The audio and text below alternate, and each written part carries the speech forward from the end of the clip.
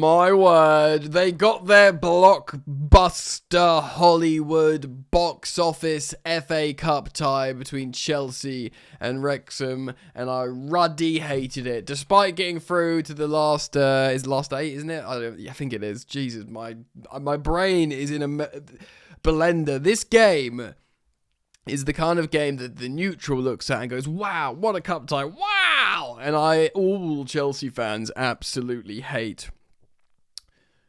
Look, man, going into this game, Arsenal beat Mansfield Town by 1 goal with a very strong side earlier today, and they are a much lower team in their divisions, but where are they? League 1 or League 2? They're the lowest rated team left in the competition, the FA Cup. And Arsenal beat them by just 1 goal, and that's because they got the Eberechi Eze goal.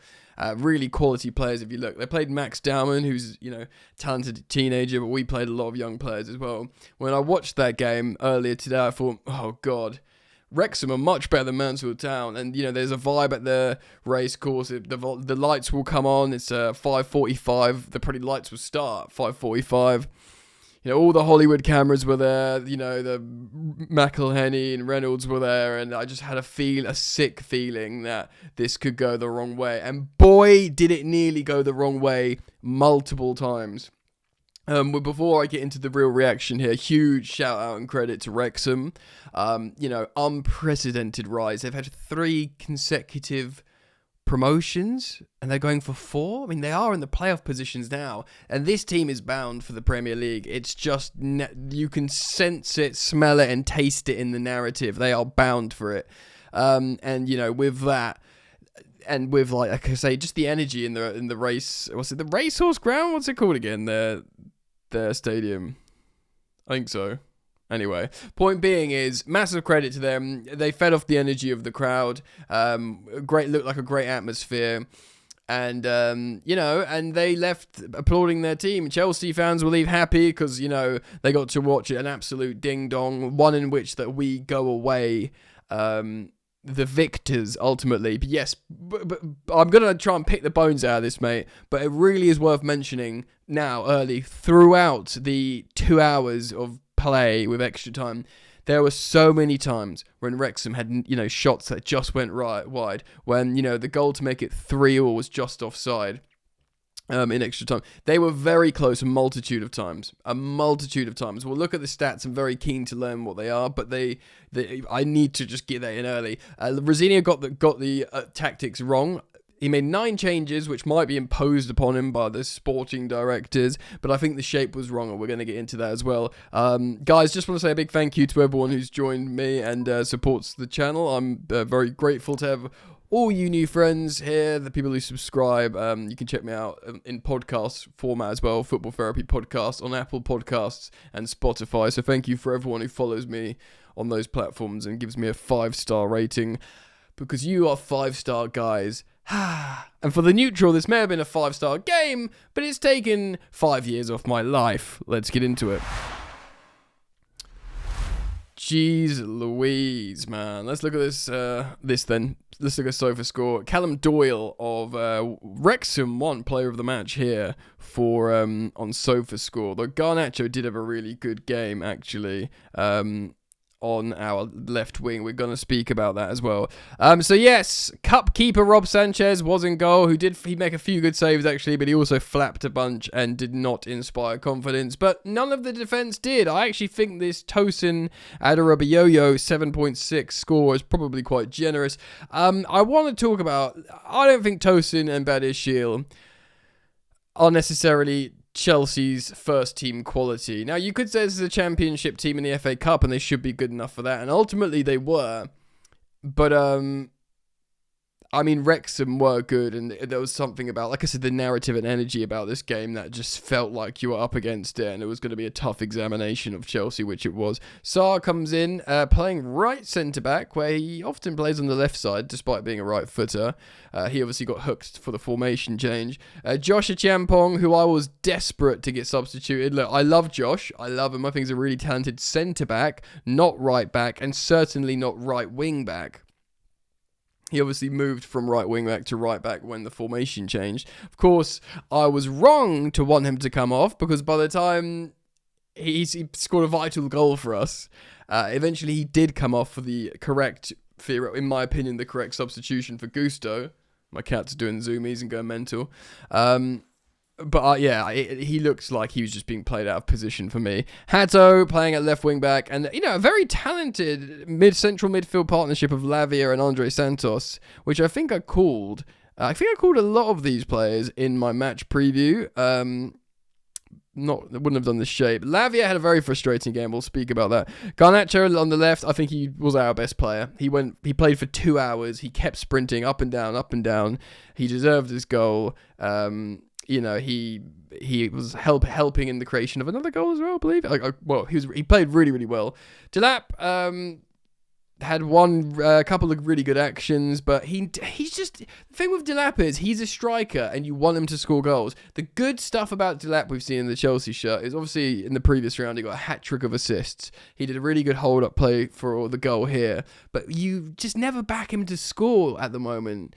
And in games where you need your striker to score, like this one, because there's so much pressure coming on you, it just didn't feel like it was going to happen. Do you know what I mean? We'll speak about that in a little bit more detail. So that was it. It was a 3-4-3. We did make some changes which changed the formation to, I think it was a 4-4-2 actually, with both Delap and Mark. I think Guiu came on for Sarr, so I think it was that. But let's look at the heat maps very quickly. There you go. Sarr, right centre back. Let's just quickly move stuff for space for my mouse. So yeah, Mamadou Sarr, right centre back. Tosinello Rabiot, centre back.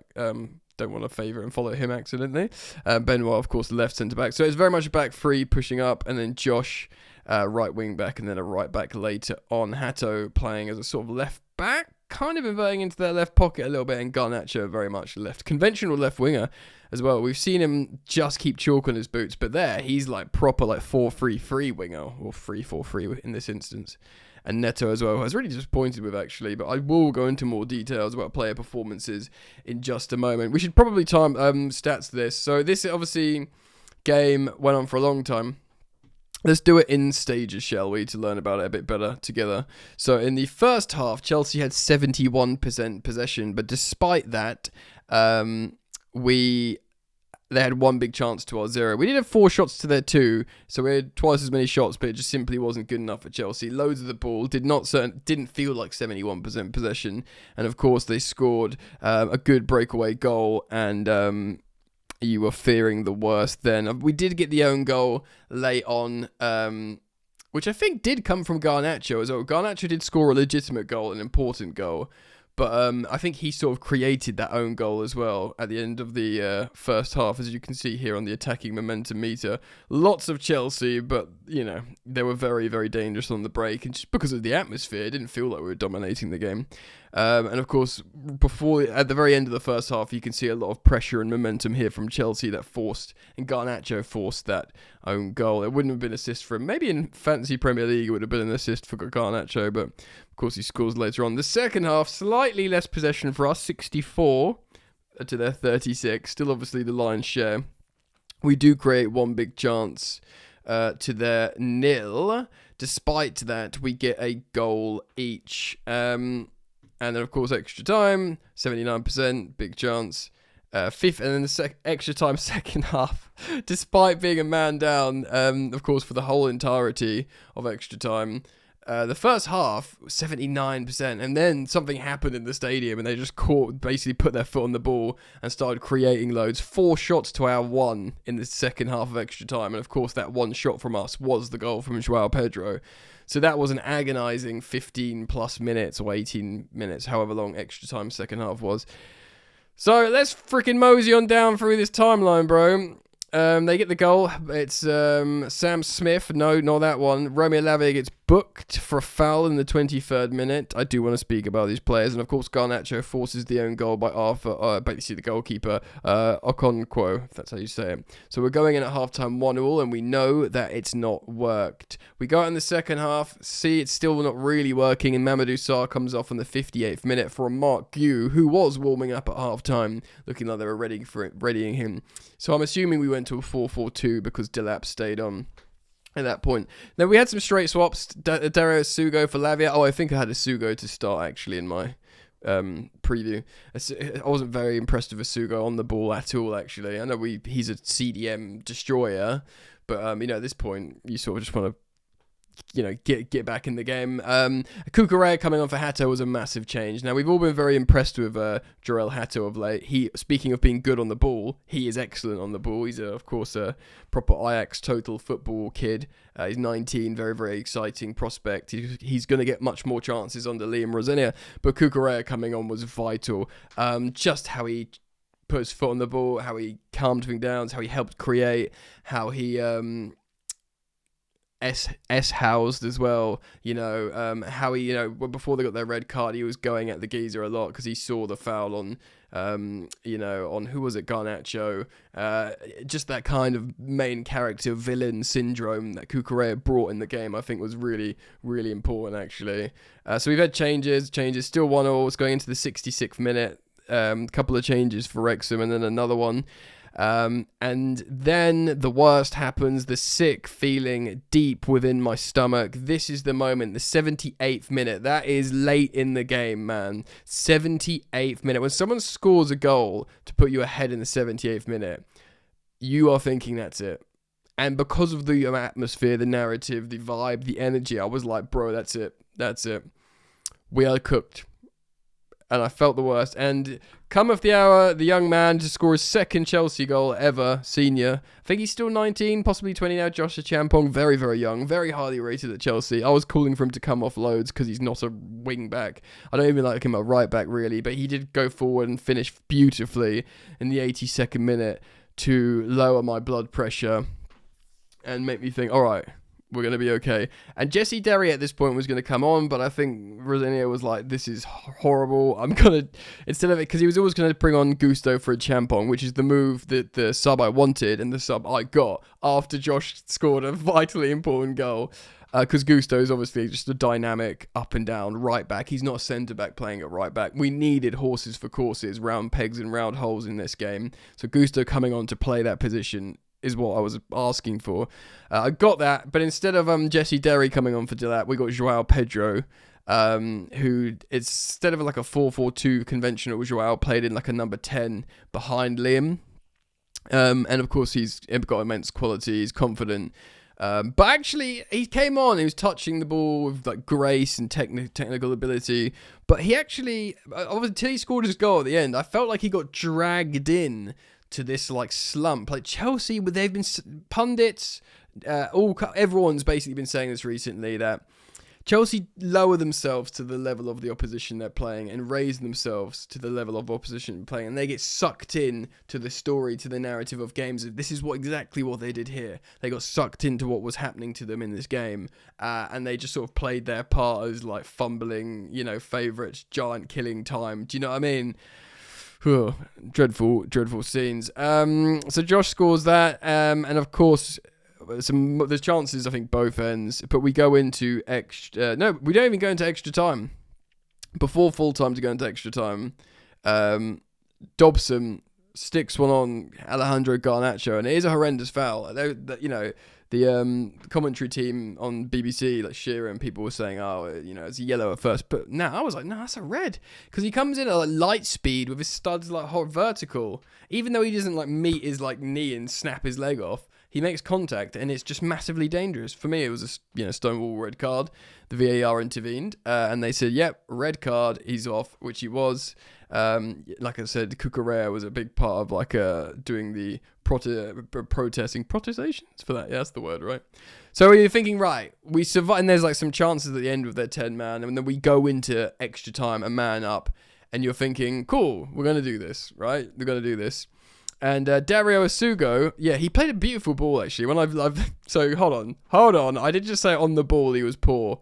The assist was immense. There was a few moments when he was like passing, but the deliberate lobbed ball to Alejandro Garnacho was excellent. So there'll probably be some of you watching this that when I said that earlier, that criticism, you would have been like shouting at your screen or your podcast device going, but what about the ball to Garnacho? Really well finished. It hit like the back post inside of the net, so it bounced down. A lot of people weren't sure it went in, but it very much went in. Garnacho knew, he saw it in front of him, wheeled away celebrating, and in the 93rd, 6th minute, you're thinking, great, we're cool, man. Like, we're sure, like, we're a man up and a goal up with, like, what, 15 minutes to go? No. 25 minutes to go. But we're a goal up and a man up. Everything's going to be fine. Narrator. It nearly wasn't. Jesse Derry then does still get to come on, because obviously you get an extra substitute in extra time for your 6th sub. And what a good time. You think, right, we're a girl up, a man up, go and show what you've got. He got butchered by Tom Anson, actually, early doors. Probably wasn't the game for Jesse Derry in the end. Didn't really get to show what he's all about. And I watched him live beginning of the season for under 21s, and he was really, he's a bright spark. This moment up here, goal cancellation in the 116th minute. That was 10-man Wrexham making it 3-3, but Kiefer Moore was slightly offside. I believe so. And at the very, very end, the final seconds of the game, Joao Pedro. Dario Asugo again getting an assist. I'm sorry, Asugo. I'm sorry, you smashed it. You smashed it, bro. 2 assists. How can I hate on that?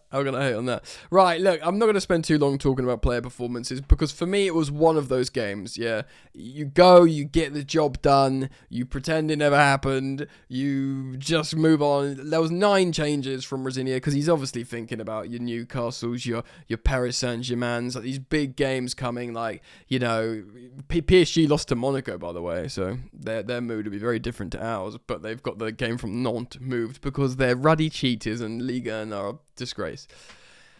Rob Sanchez, look, he made a few good saves. He flapped a few. It was a weird game. He watched a few whiz past his post. He gets a pass, whatever.